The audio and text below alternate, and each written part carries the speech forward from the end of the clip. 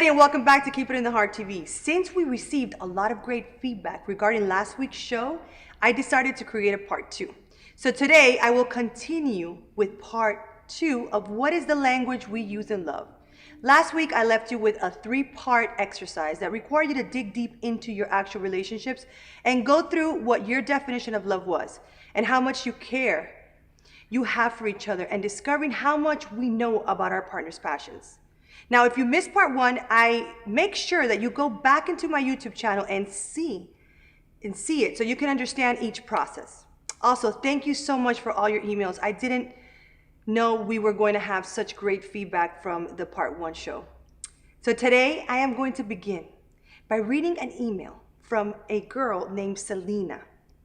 She lives in St. Petersburg, Florida, and she sent me an email last week, and I asked her if I could share her experience, and she allowed me to share her issues with you all today. And she writes, I did the exercises that you mentioned with my boyfriend. I always thought that he loved me for my intellect, and I discovered with the exercises that he loved my body, my curves, and my looks. I was surprised to even hear that. I thank my friend for sharing your video with me because I am 21 and I was planning to give up my life for him. And I was going to give up all my projects to support his direction. And now I'm not. I am going to do things for me. Selena, thank you for sharing. It is so important to share our experiences because we learn from one another. And this goes for you and all the women out there who are young and are in their early 20s or even younger. What a woman should do from the ages of 20 to 30 is her passion. Become somebody. Do not give those years away to somebody else or waste them. This is your life. And even if you are with someone, you should never stop doing you. Even if you're older, it's not good to stop doing you. It is very hard for those years to come back to you because then kids will be in the picture and your responsibilities will shift. I got married at 21 and I thank God I married my best friend. But I then had kids and I stopped a lot of my passions to build my family. And I got caught up in life, and we all do this without realizing. Luckily, my husband supports me and supports me now.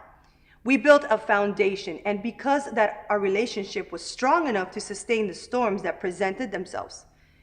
And it wasn't perfect all the time. It will never be perfect. But if you know each other enough, you can work through the differences. I think that the most important part of the relationship is to find a balance between the spiritual, intellectual, and sexual connections. Without that, it's just sex, and you build on no foundation. The spiritual part of the relationship is the care part. And don't give those years away from your 20s, your 30s. Be independent. Also, your choices will change as you grow. And what you liked and picked at 20 will be completely different at 30.